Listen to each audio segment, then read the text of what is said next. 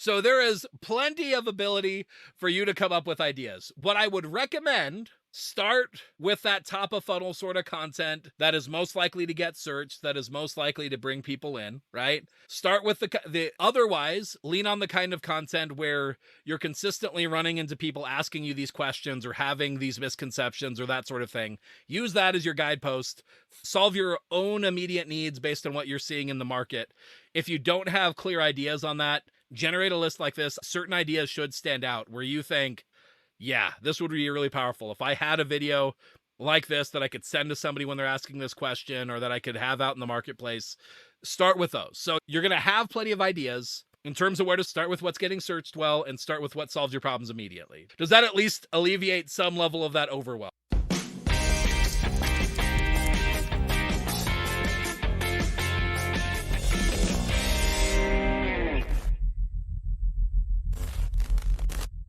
Welcome back to the Real Estate Growth Hackers Show. I am Zach Hammer. With me, I got Charlie Madison, and we're going to be talking about the AI Content Lifecycle with I.C.D.O.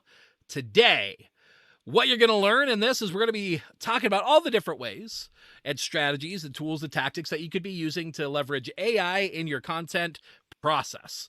And that's what I.C.D.O. is about, is that process. What that stands for is ideation, creation, distribution, and optimization. Essentially, those are the main different areas about that you go through when you're creating content.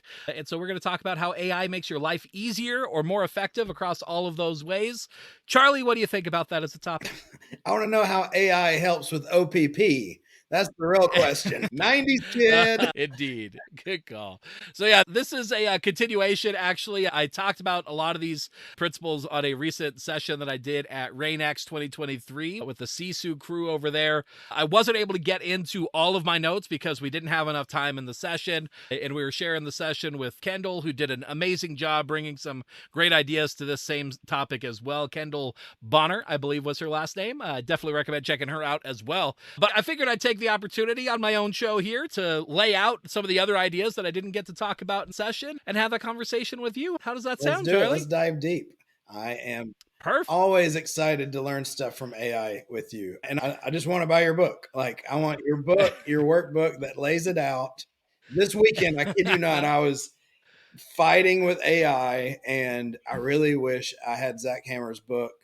And I've asked him about AI questions like every week for the last 12. Can I just go a couple days without it? Indeed. Yeah. And shoot, on that note, just that you guys know, if you are looking to have that kind of relationship where you can ask me AI questions whenever you want, we just recently put together a mastermind where you get access to do exactly that. If you're struggling with AI, struggling to get that implemented, you want a place where you get to learn how to implement it effectively and be able to get answers from me, not quite on demand, but at least very quickly, then yeah, I definitely recommend checking that out. realestategrowthhackers.com/contact. That's the link right now. You can contact us. Let us know that you're interested in it.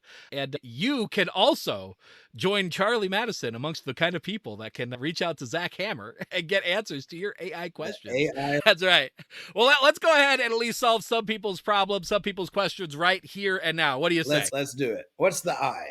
So I is ideation. What do I mean by that, Charlie? What I mean is coming up with ideas, right? Coming up with all the things. Like when we're about to create content, first and foremost, we have to know what we want to create content about, right? So we have to be able to come up with ideas. Now, when I think through coming up with ideas, there's a couple of things that come into this, a couple of ideas that come into play. And that is, I want to be able to create content that serves multiple purposes. A couple of the key purposes of content to me are, one, to attract audience. Okay, so I want the kind of content that people are likely already looking for that will attract them to me through the various ways that I can create, step in front of a flow of people already coming along. That's going to be content that works well for SEO or other ways that people are already looking for. And then the other thing that I want to do, and potentially more important in some ways than at some points, is going to be content that shifts people's way of seeing the world to be closer to my way of seeing the world. Because if people see the world the way that I see it, they're likely going to want to work with me. They're likely going to want my products. They're going to appreciate the solutions because I obviously offer solutions based on the way that I see the world. Does that make sense? Makes sense. And so these elements of ideation really fit into trying to create content that is designed to do that well. So first up on the list is a concept that I've developed in the past with my friend Leanna called the endless content quick start. That's what we decided to call it, but it's a process of questions that allow you to have an unending list of things that you could potentially create content on that are all designed both to either get you that SEO traffic or to help move people into your way of seeing the world. And so at the top of that list is going to be FAQs. Okay, so frequently asked questions. Now, those are pretty obvious in terms of what they are and some of why they're powerful. But the biggest thing that I want people to take away from this is that frequently asked questions are great because if they're frequently asked, they are the things that people are searching for. Right? If people are already knowing to ask them, then those are the kinds of things that they're going to be typing into Google. They're going to be typing into YouTube. They're going to be on the lookout for and be searching for. So they're great ways to get content coming in. Now, how do we pull AI into this process? Right? Yeah. Well, what we do is we leverage a solid prompt to throw into something like ChatGPT and we say, hey, please generate a list of frequently asked questions for buying a house, right? Please generate a list of frequently asked questions in selling the home. Please list a set of frequently asked questions about, the Omaha area in Nebraska. Please give me a list of frequently asked questions about buying your home for the first time, right? So you could take that, you could riff on it and get these questions. And then you as the human actually look through that list a bit and decide which ones make sense to really create content on, which ones maybe don't. And literally just by riffing through that a bit, you're going to find an unending stream. Would you like me to make it at least a little bit easier, the ones that are going to already be being searched to do that? Are you saying, wait, there's more? But wait, there's more. Yes, please, a double helping. Awesome. So not only can you start in ChatGPT and ask that question and have it generate you a list, another thing that I really like to do is, this isn't AI specifically, unless you're going with the idea of saying a very loose description of what people might consider AI. But one of my favorite tools for this is Answer the Public. And I believe it's answerthepublic.com. What that site does is it allows you to put in 1 to 2 keywords. You can actually do more, but 1 to 2 tends to work best, like real estate, or you could put in your location, like Nashville. And what it's going to do is it's going to pull up all of the iterations and variations of what people are searching for Nashville and other things with, like top restaurants in Nashville, right? What are best places in Nashville? You're going to see all these keywords, and then the tool itself actually shows you what the search volume is for those keywords as well, so that you can prioritize that right mix of what are the questions that you can answer that likely align with you and your real estate business, while also being as highly searched as possible to make it most likely that your content that you're creating attracts the most traffic. So that's the idea there. The way that it works is that you put in your keyword and it's already got saved a bunch of iterations like what, why, where, when, how, and it'll put that together with the keyword, and then it scrapes everything that shows up in the auto suggest on Google, Bing, YouTube, etc., so that you get all of those keywords collected for you, because what Google is suggesting when you type in something and it shows those other things are the most searched things along with that keyword, right? So that's the idea there, is that it grabs that, and it's got a whole lot of them. It's got comparisons. It actually goes through every letter of the alphabet. So Nashville A, what are all the things that pop up? Nashville B, what are all the things that pop up, etc. So great terms to throw in there. Your location, various different angles on your location. Like, as for instance, I know in Las Vegas has a couple of common areas. There's Las Vegas itself, Henderson, North Las Vegas, Summerlin, Green Valley, right? There's areas that people might specifically be searching for that all would have their own sub questions as well. So those are great kind of foundational terms, as well as your more standard general questions about real estate could be useful as well. Now, you may not attract a ton of traffic off of those general questions, but they're great for use in your social media and your marketing to answer those front level questions for people. So does that make sense in terms of coming up with ideas for around frequently asked questions? That does, yeah. Perfect. Would you like to start learning how to go even further and getting people desiring working with us? Now you're just talking crazy. Let's do it. So in our endless content quick start, all of the rest of the questions, for the most part, start to move us from just being the person that's answering those top level questions into being seen as the person that could really solve people's problems. Okay. And so the next type of question that I like to be able to look at and generate, and all of the rest of these are going to be great just to leverage with ChatGPT, where you say, what are these for this topic or for this area or for this idea, right? And you're going to get great inspiration there. So the first one is SAQs. Should ask questions. So should ask questions are different from frequently asked questions in that they may not be the kinds of questions that people ever ask. Right. But they are the questions that people would ask if they know what you know. They're the kinds of questions that somebody who's smart and educated knows to ask. This would be a question like, as a for instance, I know the way that you view marketing and where you have strategy around this. You might have a should ask question around the idea of how much do you spend on marketing your own business to generate leads? Right. That might be a good should ask question because you know that if they're spending too much, that they're actually probably spending a lot of their time working those leads rather than having a lot of their time to work with clients because they're using a great system like Realtor Waiting List or Referrals While You Sleep that just brings that business to them on autopilot. Right. And so that could be a really good should ask question. Nobody would ever think to ask that. They wouldn't know that it's important, but you do. I've got a question. And you could what's that? What is a good should ask question for you? Well, it's a good should ask question for me.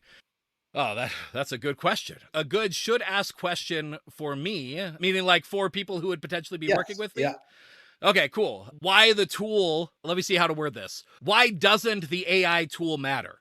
That's a good one. Why doesn't the AI tool matter? That's a good one. Everybody is looking for the next tool that's going to solve everything. And 9 times out of 10, what you need is ChatGPT, and you just need to know how to actually use it. That's awesome. Yeah. And so if you're looking for the next tool that's claiming to have some sort of unique angle, chances are you've got a really good marketer who's just pulling you down a path that's about to sell you something. Yeah. When really all you need to know is you just need to understand the technology so that you can put it to use effectively. Now, that's not to say that tools don't ever help, but I'd say 9 times out of 10, it's mostly marketing, and very rarely is it actually of substance making a difference for you. Yeah. So there you go. That's a good should ask. So do you use AI to help you with should ask questions? Yeah, so the way that I'd leverage AI to help with should ask questions is literally remember that these large language models are trained on the entirety of what's publicly available information-wise, right? Which means they might be a bit of an expert on your topic, and they might know the should ask questions around your topic as well. So you can get inspiration around that. You can also potentially lead it in a certain direction where you say, here's some of my ideas, and then you can have it help you refine those into either a list of similar ideas or maybe refine them into more clear ideas, that sort of idea. Does that make sense? Yep. Makes sense. Perfect. So the next one, and we're just going to continue down the list for the endless content quick start. And we're going to go through this quickly so that we could go to the rest of them. But you get the idea for how we leverage these. These are starting points. We throw them into ChatGPT in order to get a list of ideas that we could go through and create individual videos, blogs, etc. off of. Does that make sense? Nailed it. So the next one is jargon or insider language. So getting a list of the kinds of terms that people maybe are used to saying in the industry, but outside of the industry, people aren't used to hearing. It's great as content to say, hey, you may be hearing this word. Here's what it really means, why it matters to you, etc. That sort of idea. Myths and misconceptions. That's another good angle to be able to speak to content on. Some of these are different sides to the same coin. You might get similar concepts in them, but when worded this way, it either helps AI or helps you either way, whether you're brainstorming this or leveraging AI to help you brainstorm. It helps to think through these things in a slightly different way that could find new nuggets for you. So myths and misconceptions would be the kinds of things that people believe that just aren't true.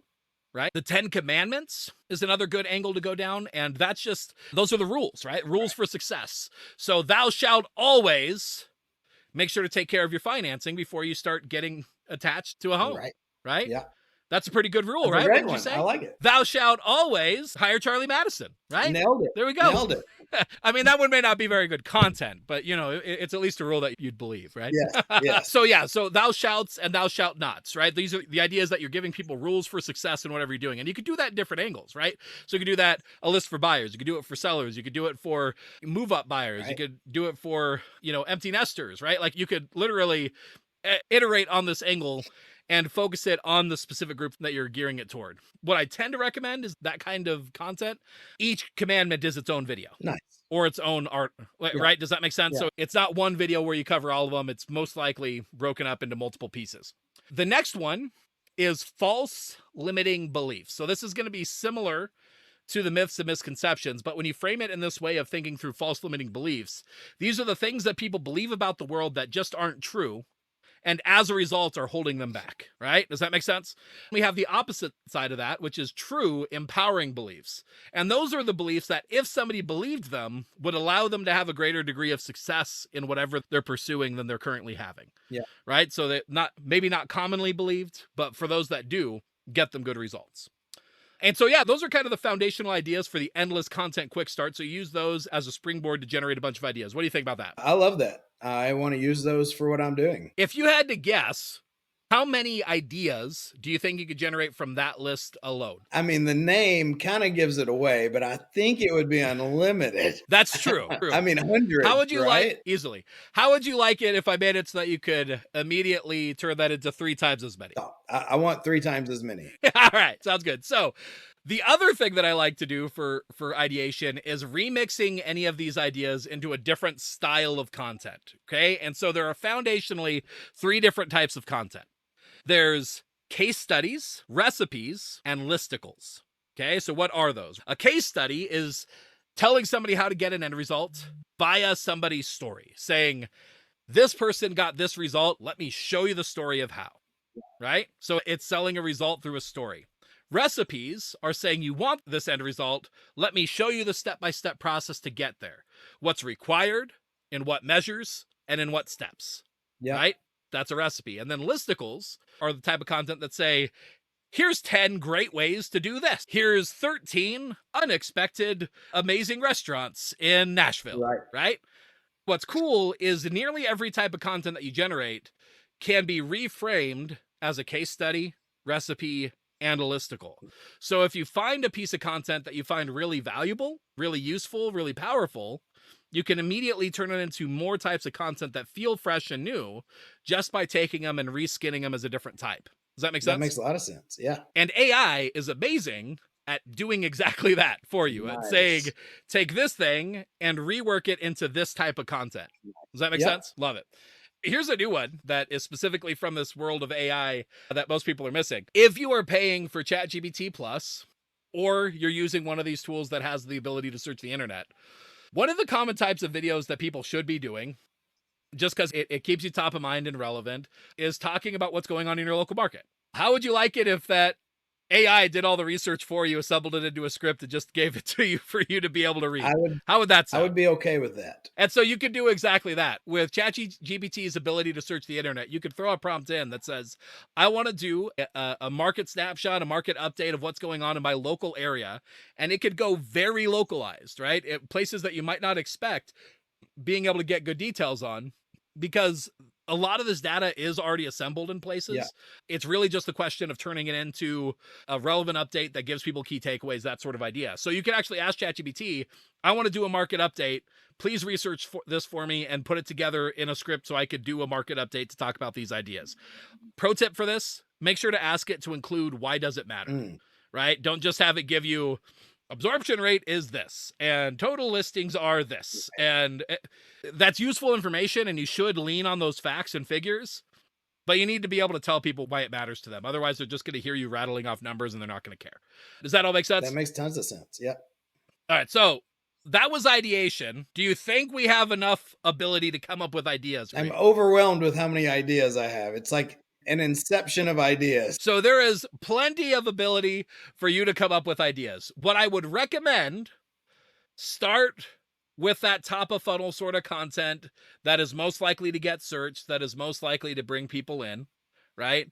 Start with the otherwise lean on the kind of content where you're consistently running into people asking you these questions or having these misconceptions or that sort of thing. Use that as your guidepost. Solve your own immediate needs based on what you're seeing in the market. If you don't have clear ideas on that, generate a list like this. Certain ideas should stand out where you think, yeah, this would be really powerful. If I had a video like this that I could send to somebody when they're asking this question or that I could have out in the marketplace, start with those. So you're going to have plenty of ideas in terms of where to start with what's getting searched well and start with what solves your problems immediately. Does that at least alleviate some level of that overwhelm? Yes, that is very helpful. Perfect. Now we got to actually create them. You want to hear some of my favorite tools for creating with it? Tell me. Okay, so when we're talking about creation, what I mean there is we just came up with a bunch of ideas. Now we got to actually create content out of it, right? So these are going to be a list of tools that help you in the process of creating and have various benefits for what they do, where they fit, that sort of idea. Is that fair? Let's do it. Perfect. Okay, so number one, I really like Descript. Okay, Descript, another one that's similar that people can check out is called Capsule Video, but I currently use Descript. Now, what does it do? What it does is it lets you upload a video, get it transcribed, and then be able to edit the video as if it was a document.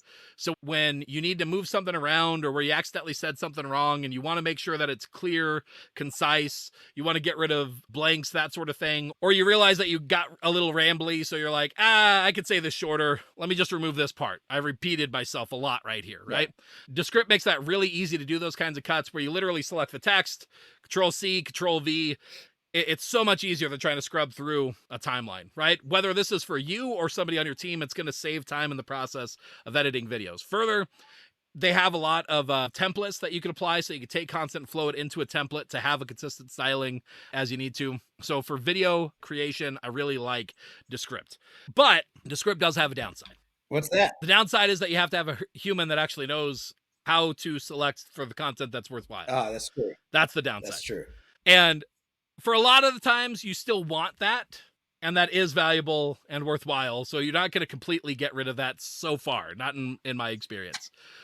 But it would be nice to be able to take your long form video that maybe has minimal editing and turn that into lots of short form videos that an AI robot automatically figured out how to turn into viral clips for you. Wouldn't that be nice? That sounds strategically lazy. Indeed, it is. So my favorite tool for that right now is a tool called Opus Clip.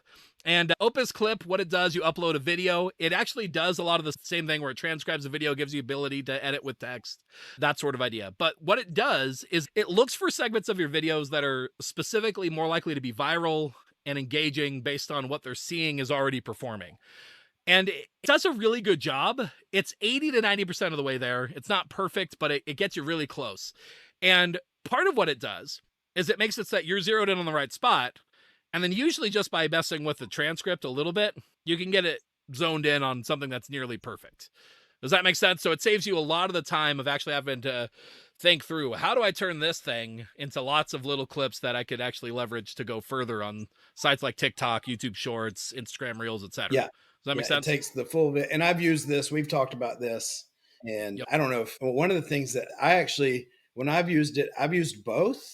Because one of the things I like about Descript is it also removes the uhs and the ahs and the silent. Because this may be too nerdy, but I thought I'd share from what I found. A lot of times my Opus clip would have uhs and ahs in it. So I use Descript to remove all those literally by pushing a button. Like Descript's AI just clears that. And then I upload the new video. And sometimes like it'll cut out a tenth of the video, sometimes 20% of the video are me and you saying and then I upload that because then the cuts, it feels like sometimes the cuts are crisper. Right. That makes sense. I know since Opus Clip has been around for a little bit at this point, you are able to remove some of those silences in Opus Clip as well. Cool.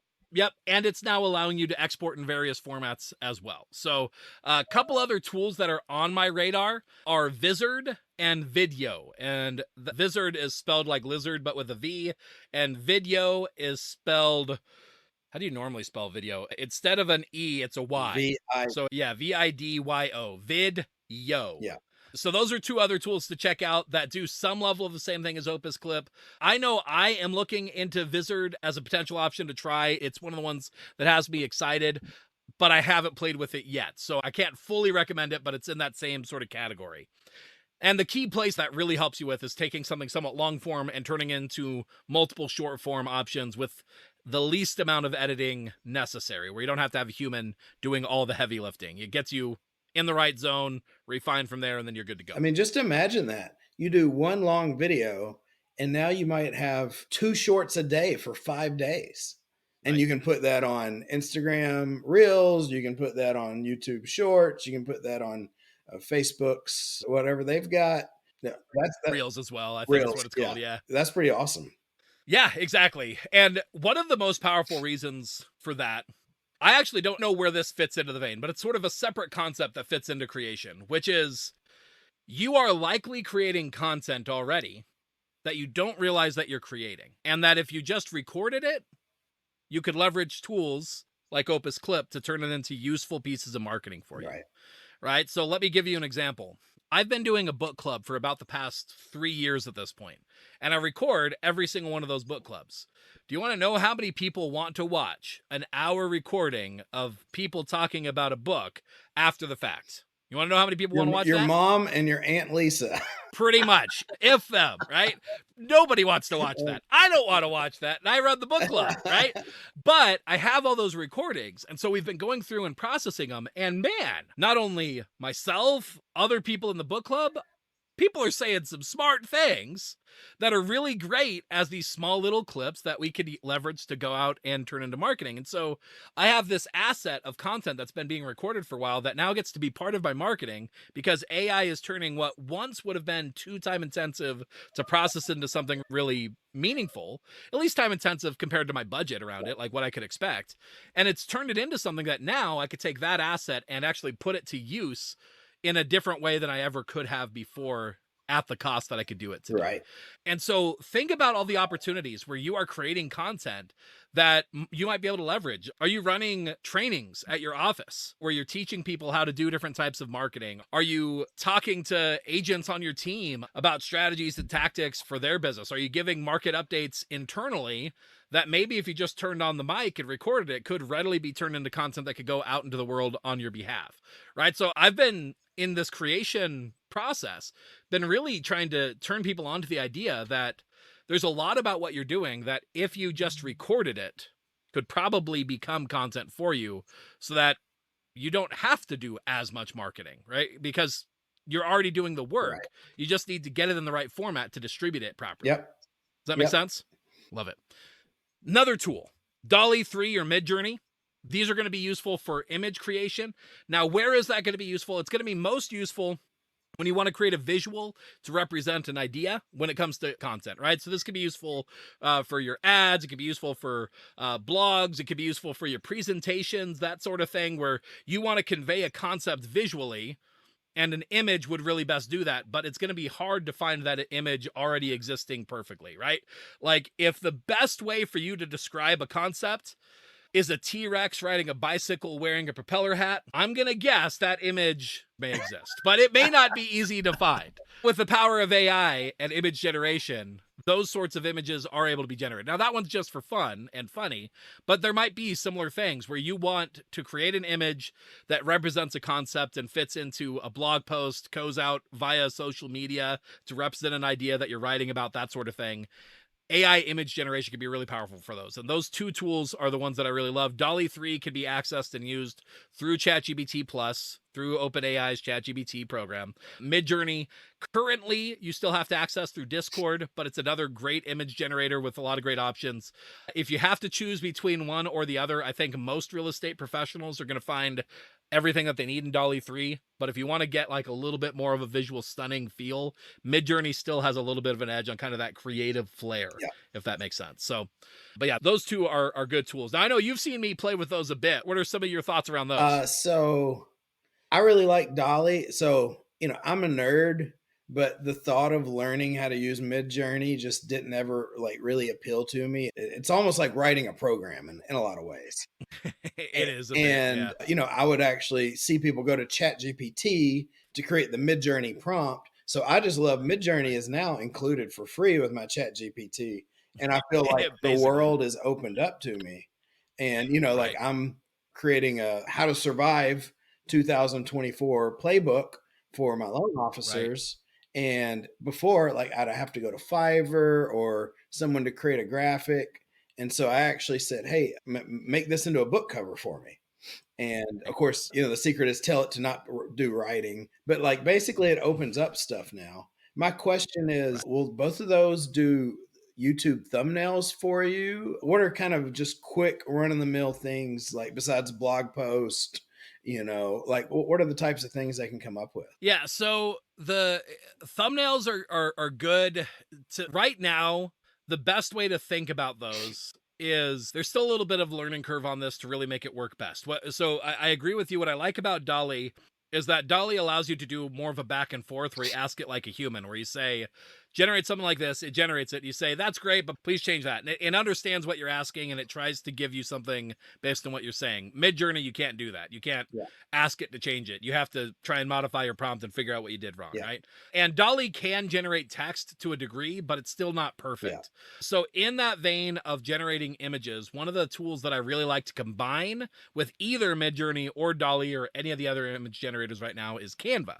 Canva is deploying some really solid AI tools in what they're already doing that say you generate an image and it generates a great layout, but the spelling on the text looks really weird and wonky, right? With Canva, you could bring that image in, and there's actually a tool right now that lets you extract the text to make it editable through Canva standard editing, and it even tries to match the font, the color, the layout, all of that, but it That's like amazing. removes, it's not perfect, Right. but it's really good. And if you know a little bit about Canva, you could get it dialed to be a good option. And so typically I find that it is still a combination of a tool like DALL-E plus Canva to get the most polished looking things like, thumbnail graphics or presentation covers, that sort of thing. If you want to be able to use something from DALL-E just as it is mostly, what you want to be thinking is what can be conveyed just through visuals, right? No text, no specific formatting, where it's just the image says what you want it to say in terms of it conveys the idea, it creates the feeling, it creates that perception. If your idea could be expressed that way, then you might be able to generate it just through DALL-E. If, however, you need to start laying it out, getting in a very specific format, you want to be really specific, like I want this person outlined and I want this text on it and I want it laid out this way and I want the person off to this side. The more specific you start getting, the less likely it's going to be able to generate the ideal thing. Right. All of those different parameters start confusing it, and you start getting a muddier and muddier result that doesn't exactly fit what you like. And it's sort of a sum total of all the different ideas that you told it. Does that make sense? Yep. Last question. Can I draw a rough version of what I want and upload it and say, do this, but make it look like vector art? Yeah, absolutely. So if you have ChatGPT Plus at this point, that has access to GPT-4. GPT-4 is able to look at an image and understand it. And so essentially the way that the process would go is you could upload something visually. You could say, I want something drawn slightly like this. And then it's going to try and reinterpret that as written instructions for DALL-E.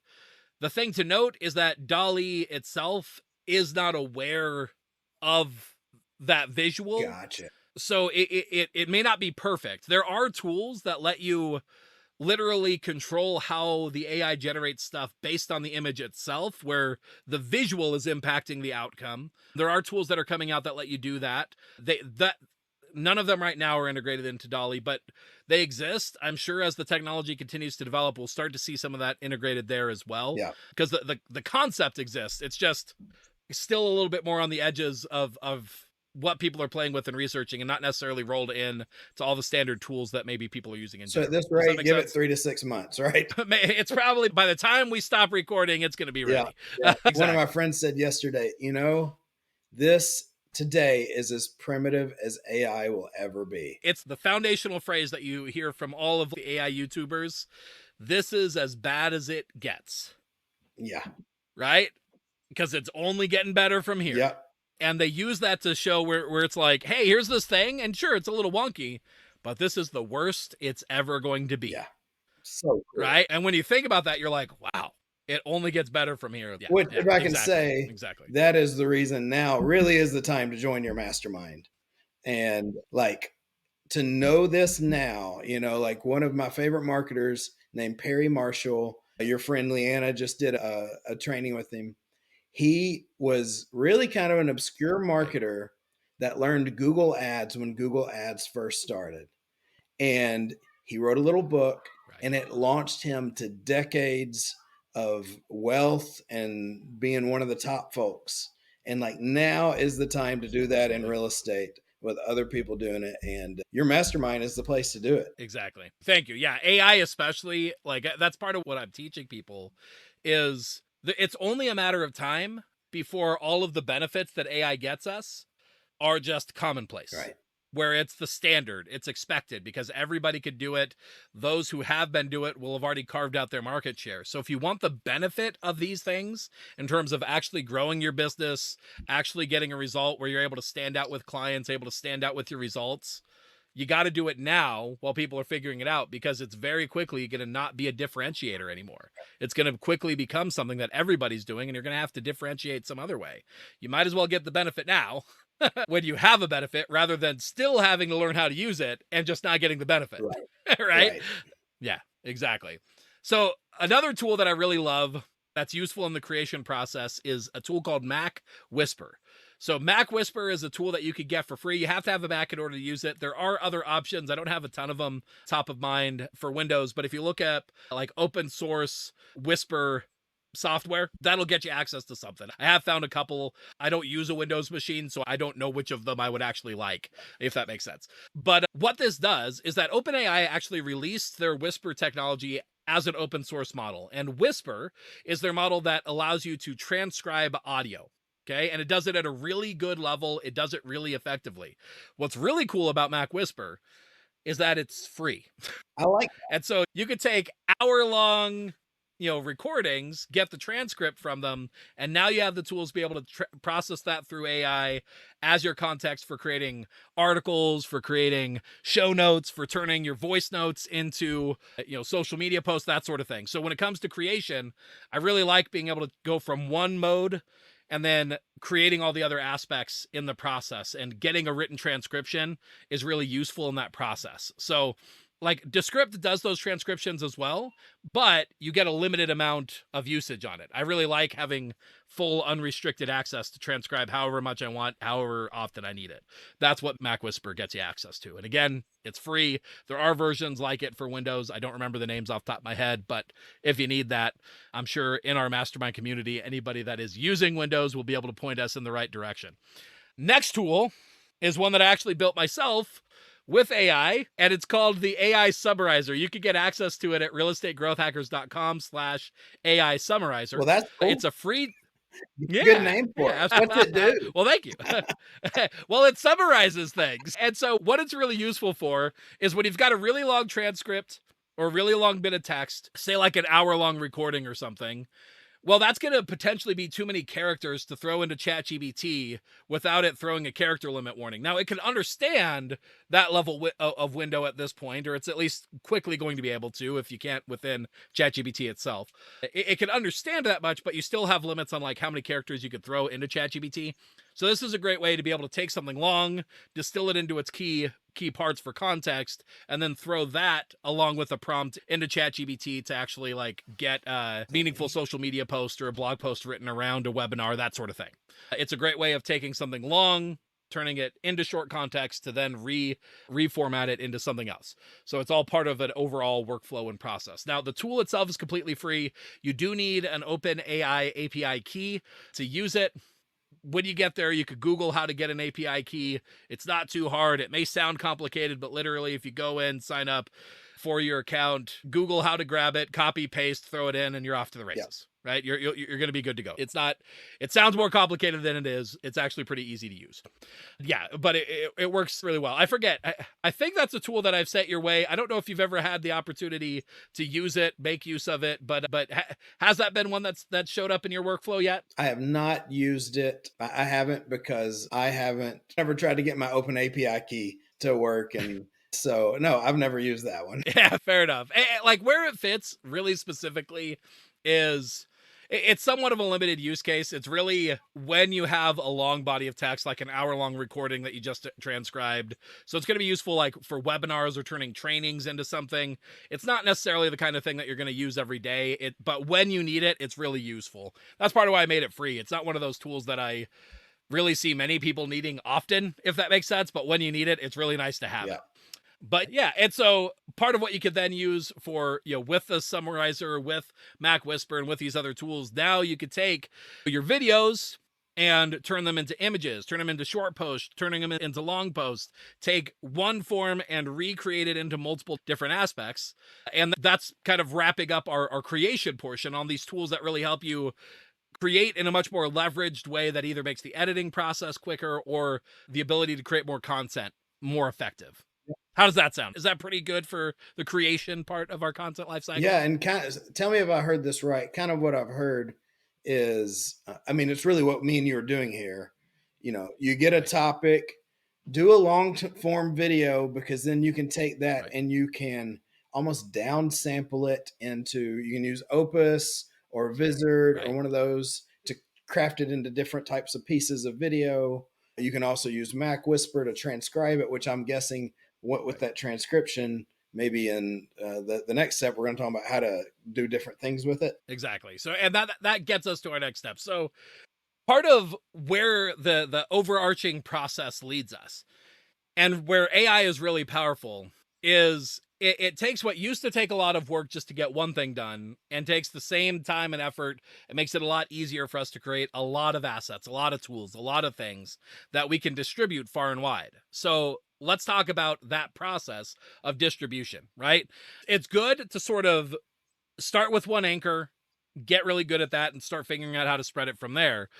If you could do it easily, it's worthwhile to try and make things spread as far and wide as possible. And so there's all sorts of different styles of posts that fit on different platforms. On Facebook, you have written posts, you have images, you have stories, you have reels, right? You have videos as the posts themselves, right? On Instagram, you have both posts that could be images or videos, and you also have reels, which work and operate differently. They're different aspect ratio. The way that traffic goes to them is different. On X/Twitter, you've got posts, videos, images. On YouTube, you've got both shorts and standard, as well as for some channels, you have the ability to do images and written content as well. LinkedIn, posts, videos, images. Google Business Profiles, you can do images and videos. Most people aren't even thinking about Google Business Profile, but that's another one that you could be posting content to and getting some benefit out of. And for real estate agents, Pinterest, you got I think that's probably one of the biggest ones for real estate agents. Google absolutely Business, most people aren't doing it. When you are, I mean, one of my lenders, he's really focused on that, and he gets multiple clients a month. And what's cool about right, those is he actually calls them referrals because they've read all of right. his testimonials, that they come in with as much trust as a referral. Right. Yeah. And what's interesting is that Google Business Profile, you get the benefits of like SEO traffic, but you're not doing typical SEO stuff. You're not generating a bunch of backlinks. You're not competing in the same way as people are typically competing with SEO. So, like, in terms of distribution, there's a lot of benefit to, compared to the amount of effort, if that makes I sense. mean, So, probably the number one benefit, you're not competing with the giants. You're not competing with exactly. Redfin, Zillow, those other guys, because they can't Exactly. play in this box. So it's just you and the Exactly. other locals. Exactly. And so, yeah, when I think distribution, I just think all of these different places that I can be taking my message that I'm creating and figuring out how to get that message in a relevant way onto these different platforms and try and make that as scalable and strategic as possible. And so, one of the foundational concepts for that around that for me is stopping thinking about what am I posting today and start thinking about what is the content library that I am building, Hmm. right? And so thinking about it from the standpoint of building a body of work rather than finding the thing to post today. And the right tools allow you to take that kind of content and then republish it at the right time, at the right place when it makes sense. So you can build a piece of content, put it into a library, and then drip that content out not only on a relevant timeline like you may be used to where you schedule something out, but also bringing it back into the mix and posting it again in a few months, Right. in a year. Recycle. And exactly. And so building out your content that way where you're thinking about it as a library that you're building out, I think is one of the best strategies distribution wise to really make your effort be as scalable as possible. And in terms of tools that make that process work really great, I've got a few that fit in that vein. The one that I use is called Cloud Campaign. That's my favorite tool for this process. Others that do a similar idea, Smarter Queue does this, Social Pilot does this. Meet Edgar is a tool that does that recycling process. But part of what's really cool about Cloud Campaign is not only will it publish to Facebook, Instagram, Twitter, YouTube, LinkedIn, Google Business Profile, Pinterest, and I believe potentially even some other places. Not only will it publish to those, but you can have it automatically generate a relevant caption to go along with a video or image based on you prompting it that adapts to the different platform that you are posting it to. So it will generate something that makes sense for YouTube, and generate something that fits for Instagram, and generate something that fits for Facebook, knowing character limits, knowing the way that those platforms work. And then further, you could actually generate multiple captions for each of those. Nice. So when it recycles with a new caption, making it feel like a new piece of content rather than exactly a repost of what you already did. So it's not perfect. I think those captions can be modified, but what I really like is that you could set this up and get something going at scale. And then in a bit, I'm going to tell you about optimization, where we figure out what's really working. And then that tells us what we need to go in and really put extra attention on to refine and improve. But being able to get that data is all about getting a lot of this content out, seeing what the market does, and then making decisions based on That's that. awesome. Is that Yeah, definitely. perfect? So let's dive into that. Let's dive into optimization. So the biggest benefit that AI gets us is it gets us the ability to produce content at a scale that we haven't been able to before, at a speed that we haven't been able to, so that we could test ideas much more effectively, much more frequently than we used to be able to test. And so I love having people start to think about the scale of the content that you create, not so much for the sake of you need to be producing a lot of content, but because the more content that you could produce, the more tests you could be running, the more data that you're getting in the process of putting out content, seeing what people are aligning with, seeing what topics are actually striking a chord with people, what things are going more viral than others, right? So you start to be able to hone in on the messaging that not only matters for the conversations that you're having with clients, prospective clients, potential real estate agents that you're converting, all of those sorts of ideas, but also what are the pieces of your content that you should be throwing ad spend behind, that you should be doubling down on, that you should be putting effort in to turn this idea into a case study, recipe and variations on it, iterations on it, because this subject seems to hit people where they want to hear about it, I right? love that. And so that's where I think of optimization. I think paying attention to the data of what's going on so that we can refine and improve our process to zero in on the messages that are working. So yeah, that's like the primary source of that is going to be your own posts. And here's part of why that's powerful. Ultimately, if somebody's going to hire you to help them sell their home, help them buy a home, if they're going to join your team, whatever, right? There's some level of they have to be bought into you and what you have to offer. Yeah. Right? And so whose data is better than your own around what aspects that you want to talk about seem to be most aligned toward attracting people to you? Right? Does that make sense? As opposed to general information about what's performing and what's working, right? Yeah. If you could leverage your own data, you're getting real world ideas about what you have to say that aligns with the market rather than just in general, right? Like hey, if we say his name 3 times, maybe he'll appear. Alex Hermosi. Alex Hermosi talks about this idea of he knows that he could get tons of views on a certain type of video if he did like an analysis of Coca-Cola, but it's like anybody could do that, right? So he's talking about only what he could talk about. And then further, he knows that if he was like trashing people, he could get views on that. Or if he was trashing himself, he could get views on that, right? But it doesn't serve his goal, his ideal end results. And so when we're looking at the general recommendations of what we should be creating content on and what we should be focusing on, we really have to bring that into alignment with what do we have to offer? What do we actually want to emphasize? Who do we want to attract?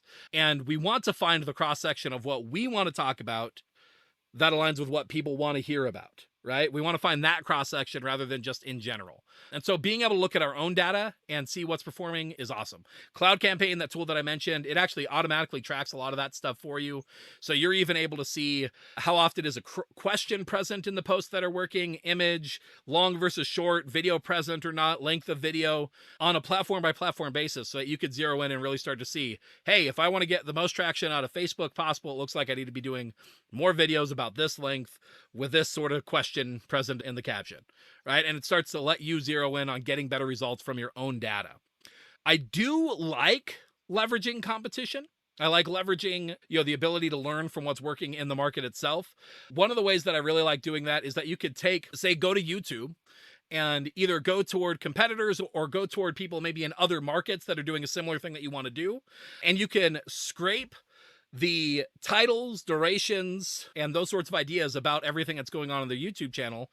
And you could start looking for what things are present, like which what keywords are present in the videos that are getting the most views. One of the metrics that I've been looking at when I'm starting to do this research is I'm looking at the views over time, right? If a video came out 3 years ago and that has the most views, maybe that means a little bit less than the video that came out yesterday that has the same amount of views.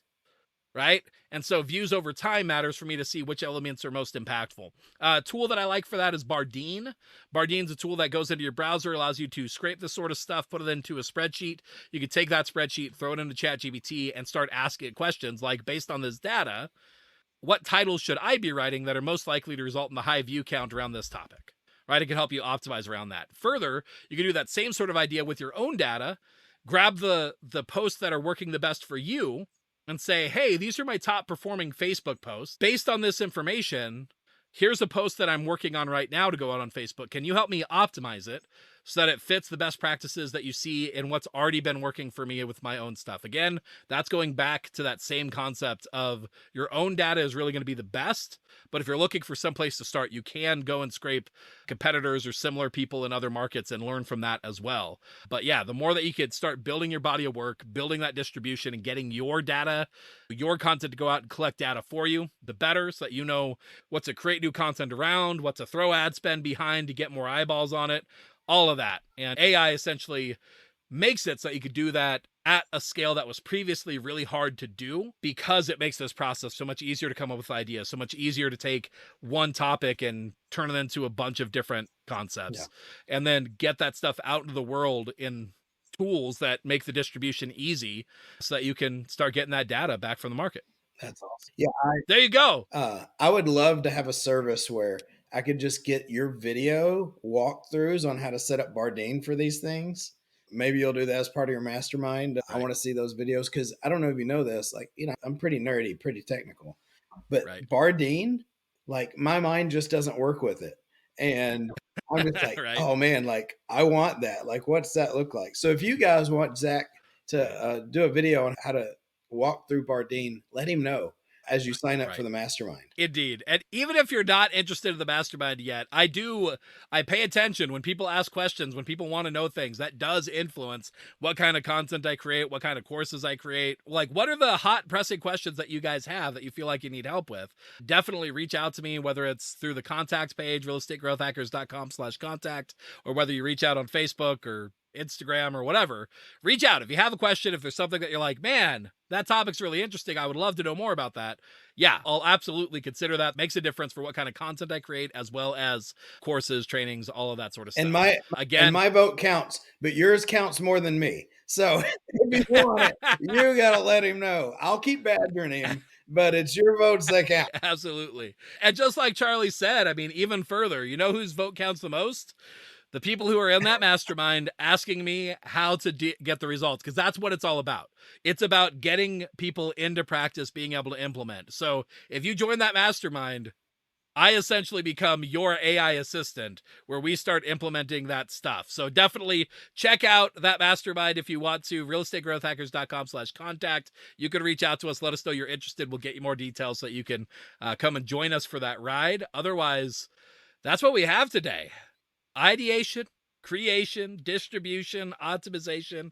I laid out a bunch of tools, a bunch of strategies, a bunch of concepts. It was probably a little bit like drinking from a fire hose, but hopefully it was worthwhile. What'd you think of that, Charlie?